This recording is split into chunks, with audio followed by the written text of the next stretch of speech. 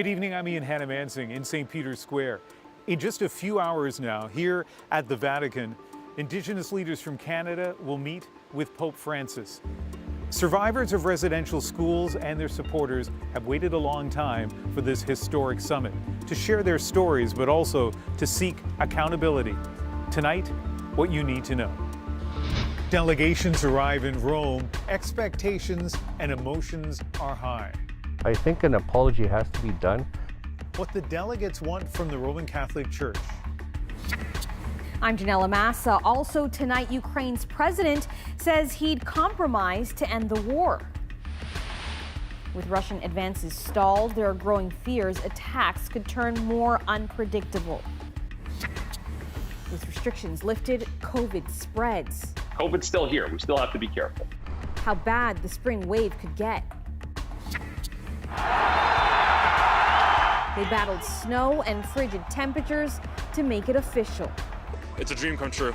For the first time in 3 decades, Canada is heading to the World Cup. This is The National. It is early Monday morning at the Vatican, and before most Canadians wake up, some Indigenous leaders will be sitting down in private meetings with the head of the Roman Catholic Church.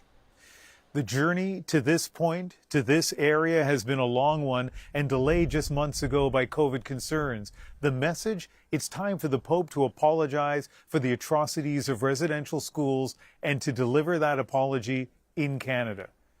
Residential schools were designed to supposedly civilize Indigenous people and erase their own sacred beliefs. From the 1870s to 1997, more than 150,000 First Nations, Inuit, and Métis children were forced to attend the institutions funded by government but run by churches. The government and other Christian churches involved have already apologized, but not the leader of the Roman Catholic Church. In addition to an apology, the delegates want the release of church records and compensation that was promised but never fully paid. Juanita Taylor shows us what drives them to stand up and be heard here.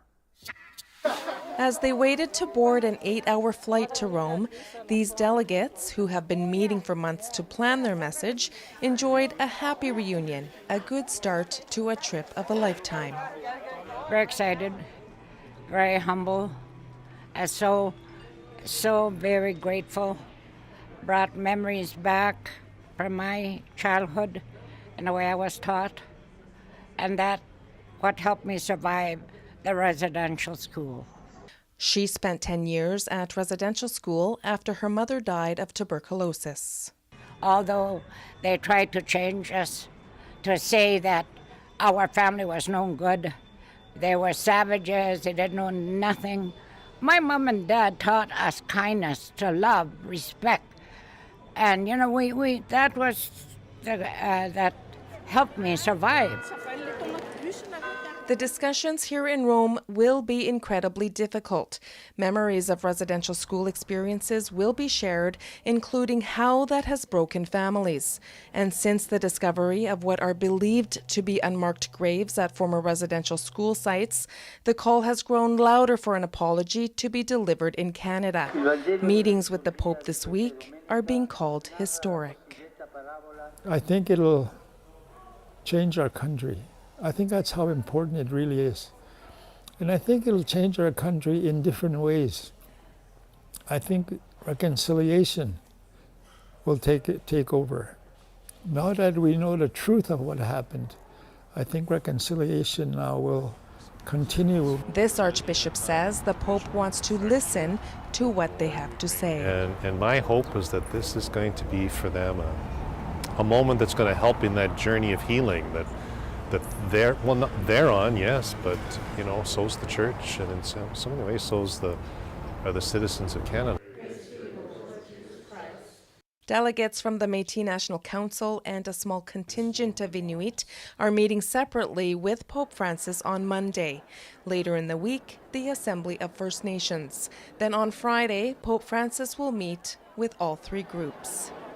Juanita Taylor, CBC News, Rome. This week, the Indigenous delegates will also press the Pope to make good on an unfinished promise. They say the Catholic Church must live up to a landmark compensation agreement from 2006. Jason Warwick looked into why that hasn't been paid. That's where the actual school was that they went to. St. Michael's Indian Residential School in central Saskatchewan is long gone. They used to have two-story houses here. A nearby cemetery marks the graves of some of the students who died while living there. And when the snow clears, local residents will start looking for others in unmarked graves. The pain of that search could be eased if this week's meeting between Indigenous leaders and Pope Francis is successful. But Warren Sequasis is skeptical of the entire process. I think an apology has to be done, but we shouldn't have to go in there and it seems like we're begging for it again.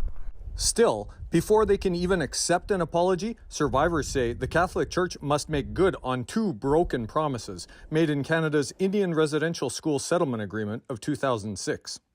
The Catholic Church still hasn't turned over all documents related to residential schools, documents both in Canada and at the Vatican, and it hasn't paid the full $79 million promised in compensation. A CBC News investigation revealed that millions of dollars meant for survivors went to lawyers and administrators instead. It also showed Catholic officials spent more than $300 million on church building projects while claiming they had no additional money for survivors. The former head lawyer for the Truth and Reconciliation Commission says the Vatican is worth billions and should pay up. The Catholic Church has played this corporate shell game around the globe. They operate hundreds, if not thousands, of corporations, even in this country, that hold their assets. One survivor who lives just blocks from the St. Michael's site says she won't be able to heal until the church keeps its promises and apologizes for the pain it caused. But that thing is still in here. It's been how many years and I still cry. And another promise, this one made by the Canadian Conference of Catholic Bishops, has yet to be fulfilled. Last September, bishops promised a renewed $30 million fundraising campaign for survivors. They said all details and the plan would be released in November. But now, 4 months after that deadline has passed, an official says they're still working on the plan. Jason Warwick, CBC News, Saskatoon. More coverage from the Vatican ahead. One delegate described how a Catholic priest physically took him from his parents when he was a boy. Juanita will be back with his story and a deeper look at the delegates and what compelled them to be here. Support is available for anyone affected by residential schools. You can access emotional and crisis referral services by calling the 24-hour National Crisis Line, and you can see the number on your screen. And Janella, let's turn now to another major story in Europe, the war raging in Ukraine. That's right, Ian. And in a rare interview with Russian journalists, Ukrainian President Volodymyr Zelensky described being ready to compromise in order to end it.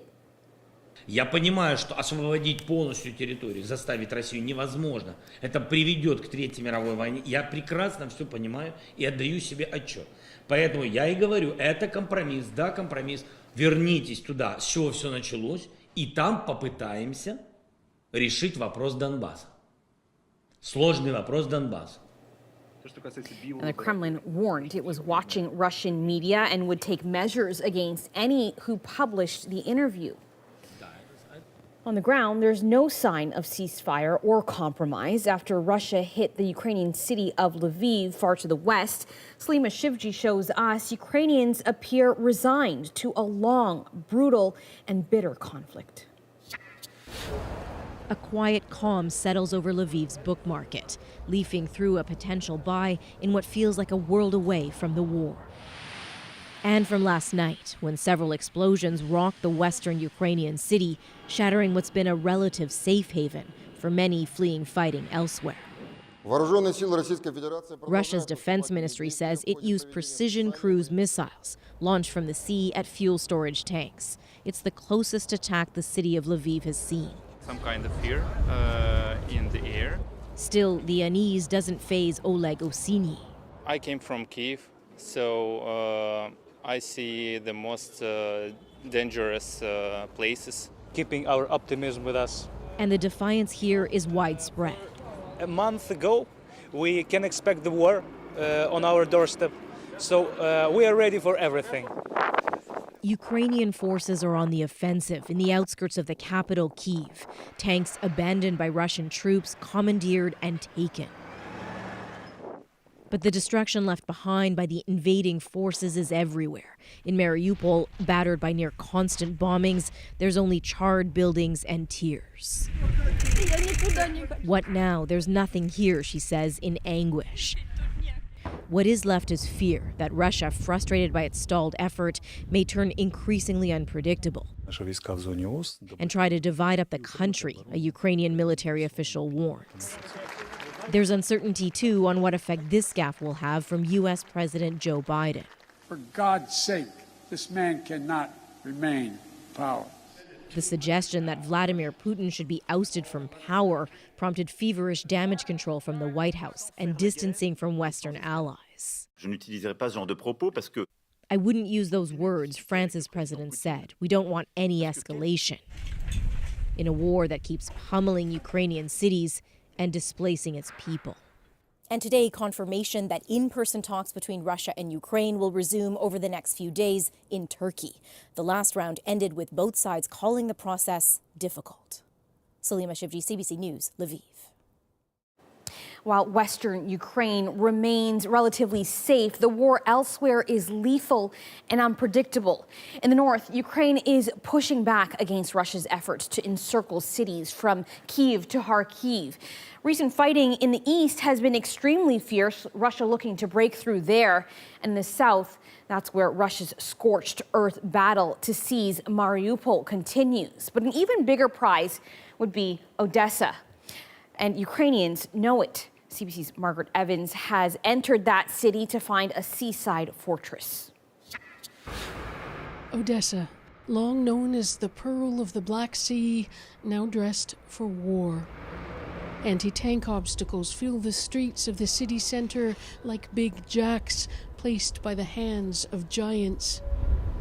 And sandbags are wrapped around the opera house like a hug. The center is now a closed military zone, IDs checked by those whose futures are now on hold, like Ilya, 23. To be honest, I don't know yet. I'm not thinking so far. I'm just waiting for this to end, and then we'll see what happens. Those who experienced the Second World War, like Ludmila, as fragile looking as the city around her, cling to the hope that Odesa will be spared. I hope so, she says. I really hope so. It is, of course, Odesa's Black Sea port that makes it so valuable. So far, Russian troops in southern Ukraine have been concentrating their efforts on cities further down the coast to the east. But if those cities were to fall definitively to the Russian assaults, then people here expect that Odesa would be next in their sights. Up atop the famed Potemkin steps, the city's defenders wait, and local leaders, including the mayor, work to keep morale high. Here, a ceremony honoring members of the National Guard. We are not relaxing in Ukraine, says Gennady Trukhanov, and I would advise European countries not to relax either, because this is a global evil we're fighting. One of Odesa's trendiest food markets, now a humanitarian hub supporting cities to the east. Inga Kordzianowska says their struggles have taught them what to expect and to unite.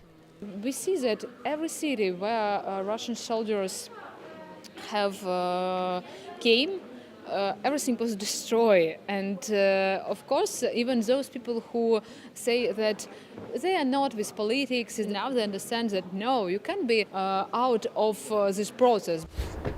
They also know that it is the fighting elsewhere that's buying Odesa time to prepare. Margaret Evans, CBC News, Odesa. The U.S. Secretary of State was in Israel seeking to reassure allies ahead of a potential new nuclear deal with Iran. We are both committed, both determined that Iran will never acquire a nuclear weapon. Antony Blinken today ahead of a rare Arab-Israeli summit. The U.S. has been trying to revive the 2015 nuclear accord, which the Trump administration withdrew from in 2018. Under the deal, Iran agreed to curb its nuclear program in exchange for sanctions relief. Israel firmly opposed those terms, arguing they would embolden Iran. To a developing story we're following tonight, CBC News has learned the province of Ontario has reached a deal with the federal government to bring $10 a day childcare to the province. Travis Danrash joins us now from Ottawa. Travis, what do we know about the deal so far? Well, Janella, after months of back and forth between the feds and the province, an announcement is expected tomorrow morning. And this is what we know right now. The deal commits to $10.2 billion for Ontario over 5 years and will create 86,000 new childcare spaces by 2026.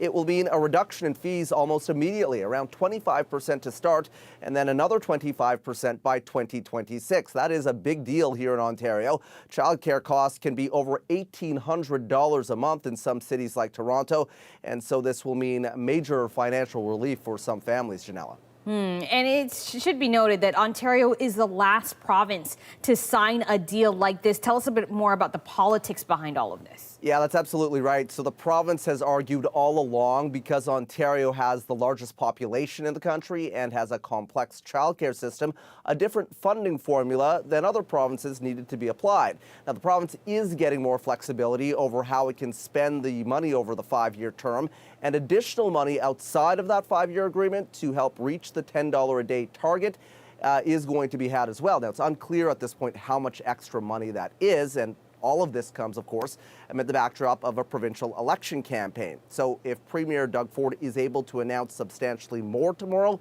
for holding out, it could be seen as a political win. But there's also a risk here that if the deal is almost identical to other provinces, Janella, he could be seen as dragging his feet. All right, CBC's Travis Danrash in Ottawa tonight. Thanks so much. Thank you. As provinces drop their COVID restrictions across the country, many are holding on to their masks for now. Experts say Canada is moving into another wave of COVID-19. And as Farah Morali explains, they're keeping a close eye on hospitalizations.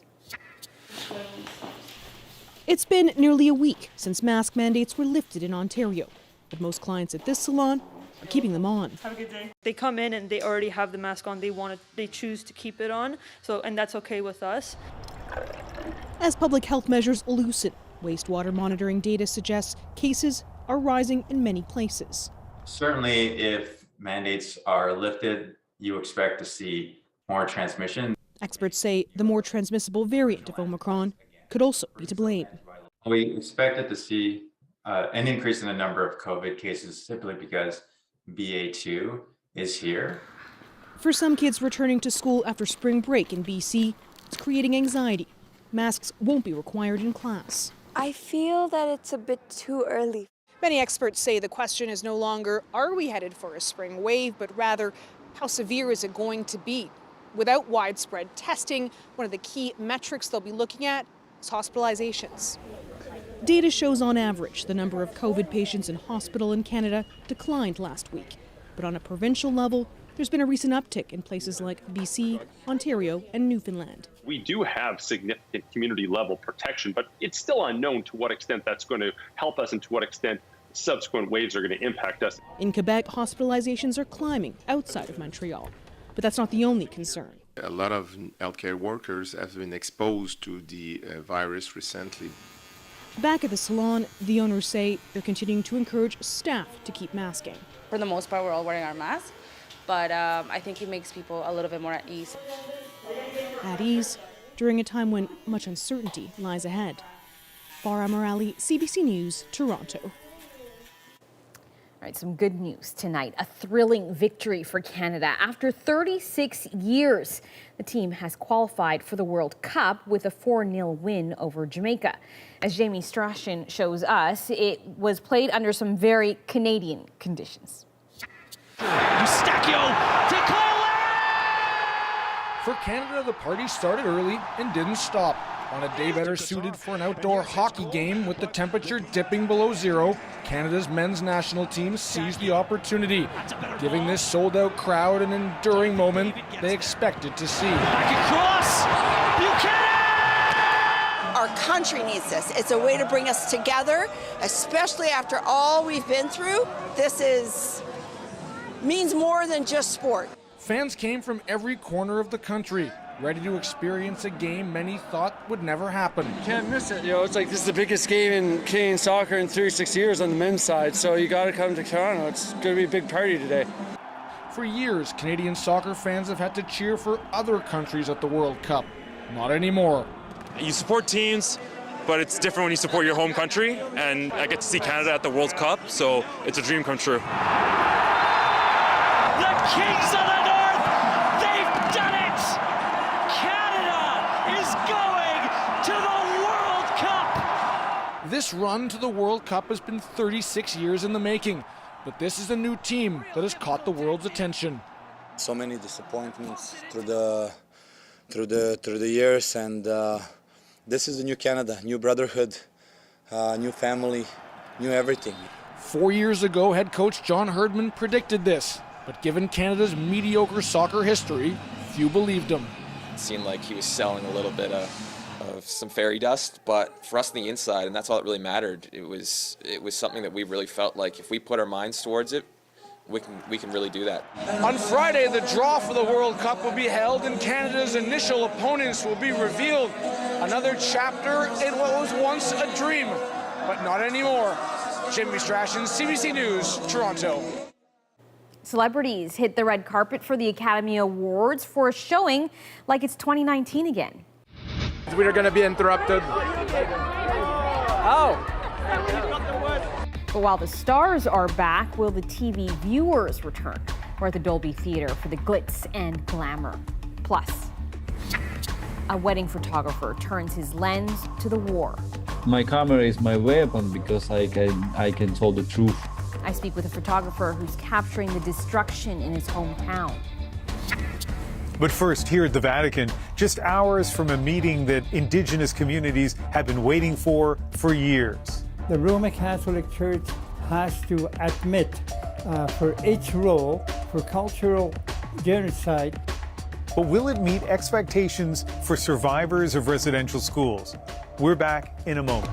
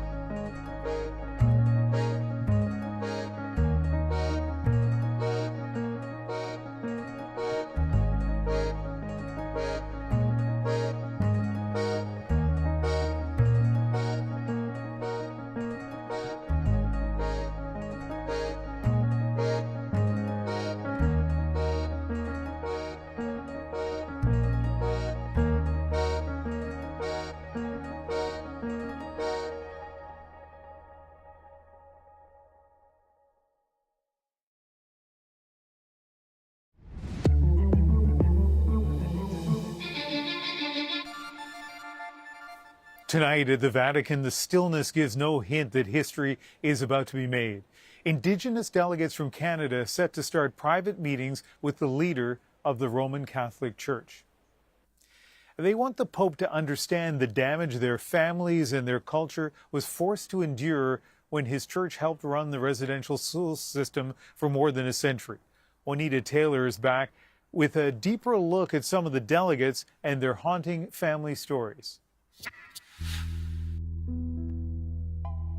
Adeline Weber cradles a family heirloom, delicately sewn out of tanned caribou hide. The beading intricately stitched. These moccasins will be with Weber when she meets the Pope in Rome this week. I'm going to bring this little pair of moccasins. My mother made these many years ago, and my 3 children have worn them. And I just thought, if I take this, that it'll comfort me. Weber is a member of the Teslin Tlingit Council, a self-governing First Nation in Yukon. She's a residential school survivor who has been selected by the Assembly of First Nations to take part in its delegation to meet Pope Francis in Rome.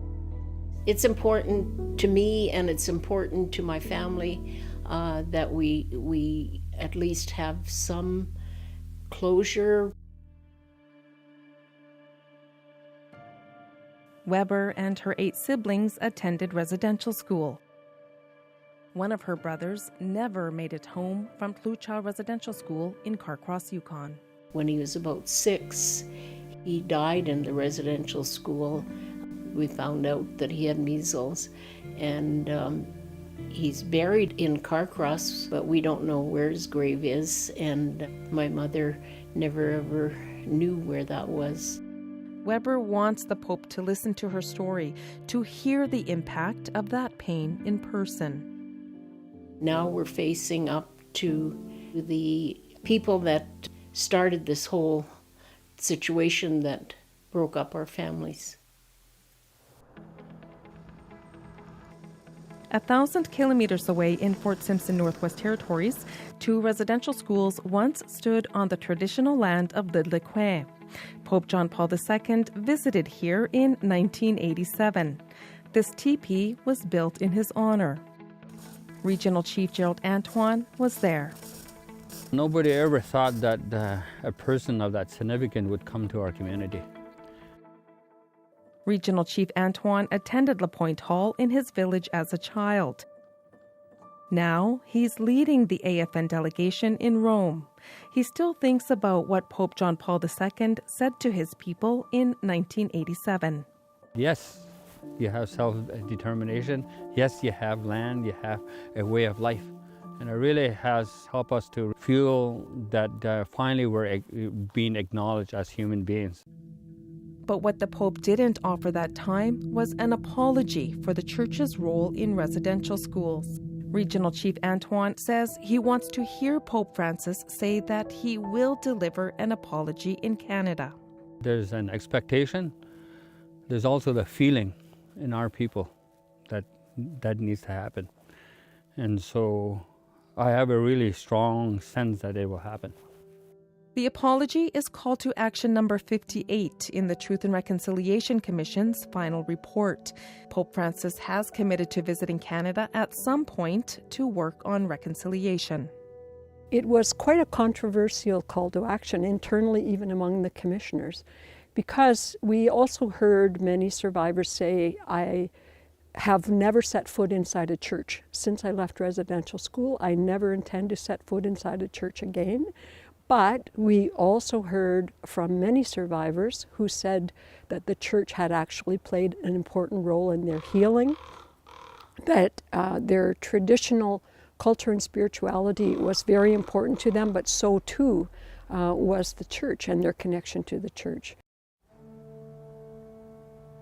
This isn't the first visit to the Vatican made by survivors of residential school. In 2009, Pope Benedict invited a Canadian delegation for a private meeting to discuss their experiences with the Indian residential schools. I prefer to say that I was kidnapped in broad daylight right in front of my parents. by a Roman Catholic priest in August of 1958. Going to a residential school, very foreign to our Inuit culture, Inuit customs and traditions, was very, very traumatic also. Peter Ilnik was part of the 2009 delegation, but not part of the private meeting with the Pope. He says at that time, Pope Benedict was to make a statement of reconciliation, to acknowledge that Indian residential schools are to blame for the loss of culture. That he understands the pain and suffering that's been endured. That he is sorry that we were forced into this tragic situation. But there was no formal apology from the Pope. I came away feeling empty coming back to Canada at that point, because I never feel that he made a statement of reconciliation to the Indigenous people of Canada. And I still feel that way today from that experience. Ilnik is not going to this meeting in Rome, but he does have high expectations of this visit. Look, there was a cultural genocide by the Roman Catholic Church. The Roman Catholic Church has to admit for its role for cultural genocide to the Inuit of Canada. That is the purpose that I would like to see this delegation going to Rome to speak to Pope Francis about. For some survivors and their families, an apology from the Pope would be a step in healing. Métis National Council President Cassidy Caron plans to bring that message to the Pope. A lot of our survivors have told me that this is the piece that's missing right now along their healing path. They need the Pope to know the full story of what happened to Métis people in residential schools in order for them to be able to move on and heal in a good way. And so that's why it's really, really important to us. For Adeline Weber, when she speaks to Pope Francis, she says she'll get her strength from her mother. My mother was a really strong, resilient woman.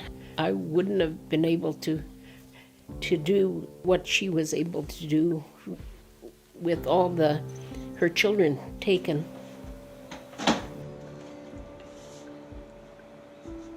I always admire her. Well, Juanita, we're just hours away now from the first in the series of meetings, and I know for some of the delegates, a lot of emotions, an exciting time, but it may be painful as well. Ian, it's definitely going to be painful for some of the delegates who are going to be reliving some of those memories that they've held for so long. And that's why the 3 Indigenous groups, they're going to be bringing support workers with them to help be with them every step of the way. And Ian, we saw that some groups, some delegates are bringing sentimental items with them, like Adeline Weber, who we just saw in my story. She's going to be taking with her the beaded caribou hide moccasin slippers that her mother made for her and her children so many years ago. All right, well, lots of stories still to report. Look forward to hearing from you again tomorrow night. Thanks. Thanks, Ian. And tomorrow I'll be sitting down with 2 delegates after they've had their meeting with the Pope to get their perspective from inside the room. We'll bring that to you right here on The National. And so, Janella, that's all we have tonight from Rome. Thanks so much, Ian. After the break, a photographer whose job was capturing joyous moments until the war started and everything changed. I told that my camera is my weapon because I can tell the truth. How he's coping with the grim realities in his hometown. That's next.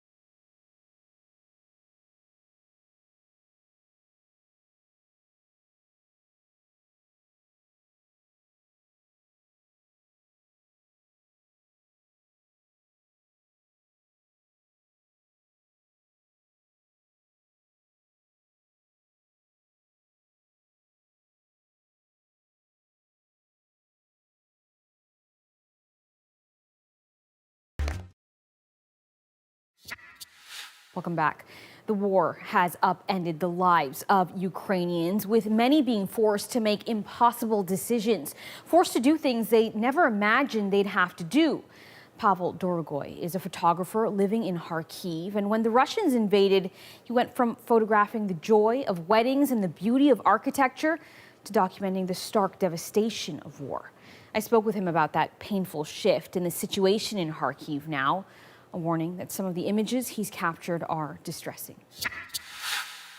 What was the moment when you realized everything has changed, nothing is going to be the same? The 1st of March, when I see the destroyed the regional administration building in the center of the city. This is like the main square of Kharkiv, the heart of the city. I go there maybe 1 hour after the missile attack, maybe a little bit more, and I see the total destruction, because there is no windows, there is no doors, and the wall was breaking in the first floor. Yeah, and that's what, like, yeah, that's what's moment like, oh shit, like this is it's happening. So it's not a dream, so it's reality. So Pavel, I want to ask, because what was it like to go from shooting weddings, the happiest day of someone's life, to shooting this tragedy and people in their darkest moment? How to answer this question? I don't know. Like I think I will think about it after the war. I think I will get a lot of therapy after the war, and we will talk about it, what I feel, like what do this, like what. Now I do it. So every Ukrainians now try to do the best, like what they can do. Every time I see the dead body, I didn't see like a lot. I'm glad of this, but I see more dead bodies than I see like through my life, the whole my life. So I think it will be me like a long time. I don't know. Like I sleep well, I eat well, so I am okay. But every time it's painful. See the destruction, to see the people suffering, to see even like not the death, but like the people suffering, like crying because like their flats are destroyed. I make the picture of the old woman. I think she was the child in the Second World War, so this is like not the first war for her. So, and I saw in her eyes like the scare, like misunderstanding what's happening, like what next, like. So it was like a lot of emotions in her eyes, and I saw this old people and newborns and mother with child in this shelter with people with cats, dogs. So it was like crazy, like people just sit like next to each other, like. So it was like a couple of thousand people there, so it was really insane. Is it ever difficult to just stand back and observe and capture? Tell me a little bit about what you're seeing. I can just like stand back and observe, because like this is my hometown, and every time I like see it, I feel pain. That's why maybe I try to shoot it, because like it's helped me to accept this, like this is happening. You're saying in a way you're not really processing it right now. You think you'll process it later, but also how you're processing it is through your camera. I told you that like this is like the reflection. So I told that my camera is my weapon, because I can tell the truth to people who didn't believe maybe, or who didn't see. So I can truth what's happening. But this is my shield, because like I'm hiding behind the camera. Every people now tell me that, oh, you're so brave, you're so, I don't know, like maybe, I don't know, I just like trying to do my best, like what I can to do. It's like this is one of that I can do, like tell the stories by the images and try to show the world what's happening. Okay, my last question to you is then, what is your hope for the future of your city, of your country? We're 1 month into this conflict. What's your hope for the future? We all hope that it will end tomorrow. Maybe not tomorrow, but after tomorrow. We all live now like in one day. We don't have tomorrow. Like, we have only now, and sometimes it's great because you feel like the every moment is, you feel like the full moment, you know, like if you like drink tea, it's a best tea that you drink, or coffee that best you drink, or maybe if you take a shower, like you feel like the warm water, and maybe like it's talking with friends, live, and maybe meet some great people, listen music. It's like it's every moment, it's great because it can be the last one. Well, for now, Dorogoy says he plans to stay in Kharkiv to document the war. Since the invasion, officials say half the city has fled, including most of Dorogoy's family. Well, the war in Ukraine is also casting a shadow over the Academy Awards this year. The refugee pin is to remind everybody about the amount of displaced people in the world right now. We're on the red carpet as the Oscars tries to find its footing post-pandemic.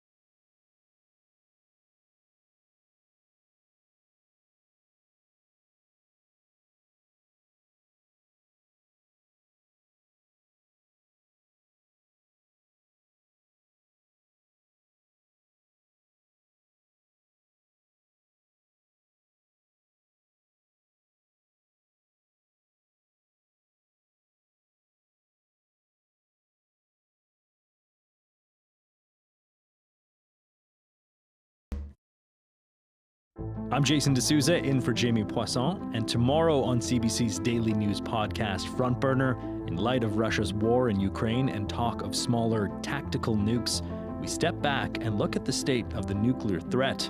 Subscribe wherever you get your podcasts.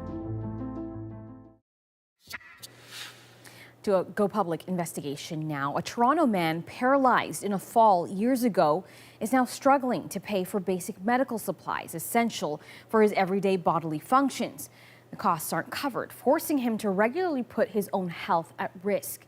As Rosa Marcatelli explains, advocates say it's an issue facing many Canadians. So this is what a night bag looks like.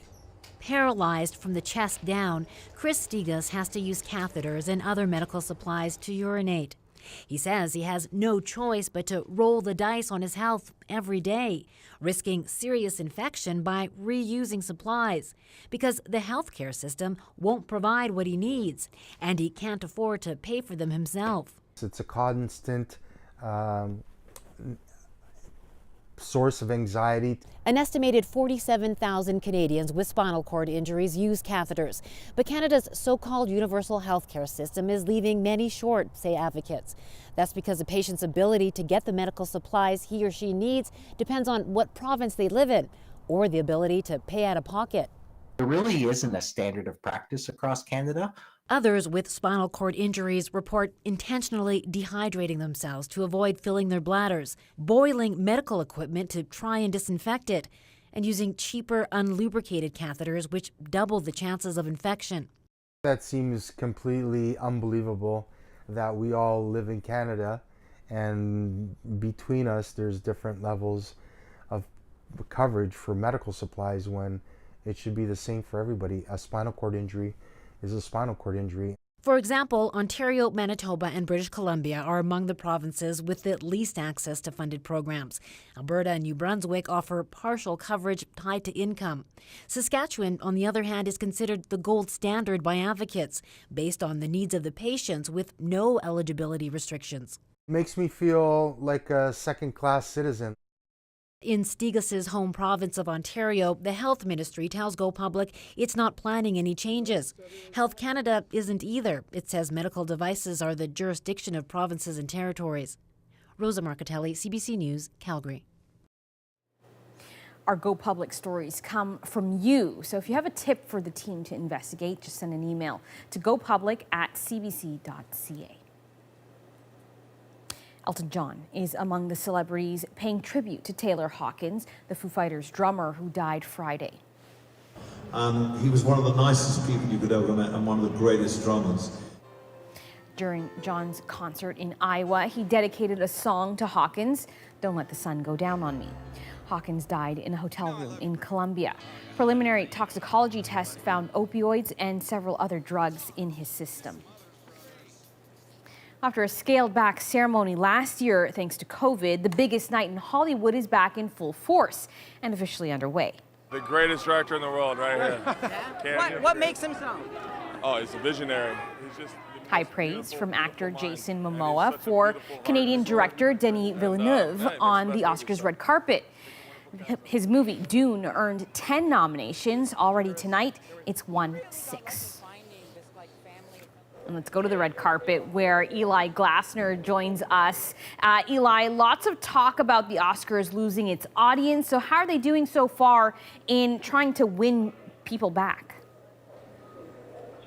But Janella, they are trying a little bit of everything. And we had the show open with an amazing performance by Beyonce. We had our 3 female co-hosts, which I'm not quite sure the chemistry was there, but some of the comedy. We had an interruption by DJ Khaled. We had Tony Hawk and Shaun White. So a tribute to James Bond. So they are trying everything to really bring in the audience that seemingly has left live award show, and certainly the Oscars, which had a historic low last year. We've also had, of course, some awards. The first award, Best Supporting Actress, to Ariana DeBose. Amazing moment where she talked about, as someone who is Latino, there is a place for us, like the feeling of being embraced by this community, and saying to Steven Spielberg, her director for West Side Story, "You're stuck with me now." And Eli, COVID-19 got in the way of the big show last year, but things look a lot closer to normal this year. There are still some protocols in place. Tell us what it's been like.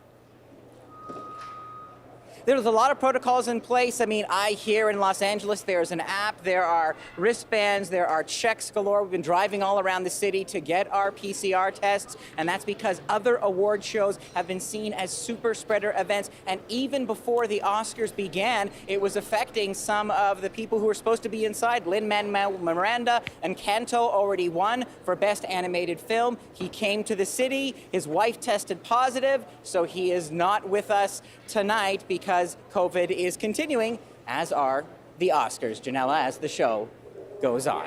All right, Eli Glassner, thanks so much. Enjoy.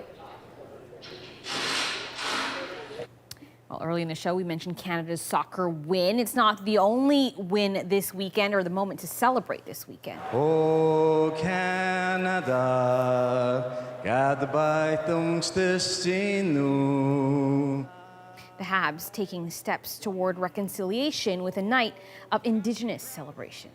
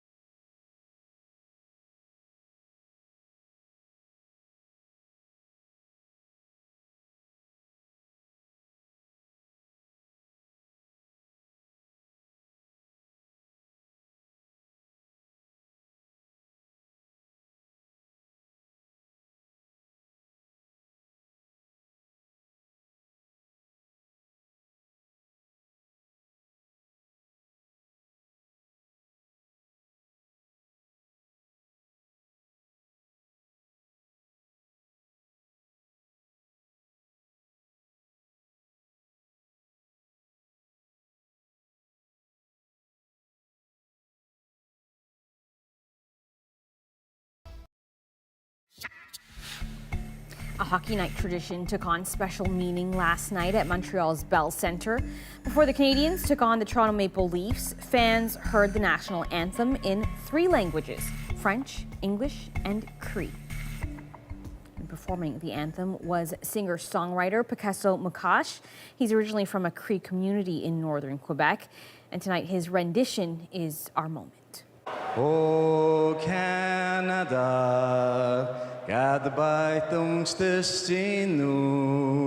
that special performance kicked off the Canadians' first ever Indigenous celebration night. O Canada. And Indigenous cultures were honored throughout the night. Josh Anderson. Announcing the starting lineup was a young Innu ambassador from an organization supporting Indigenous youth. And for the warm-up, Habs players wore special jerseys as a tribute to Orange Shirt Day. The jerseys, created by Mohawk artist Thomas Deere, are now being auctioned off to help support Indigenous youth organizations. And that special performance kicked off the Canadians' first ever Indigenous celebration night. And Indigenous cultures were honored throughout the night. Well, that is it for us here on The National. Thanks so much for watching this March 27th, and see you tomorrow. That's all right.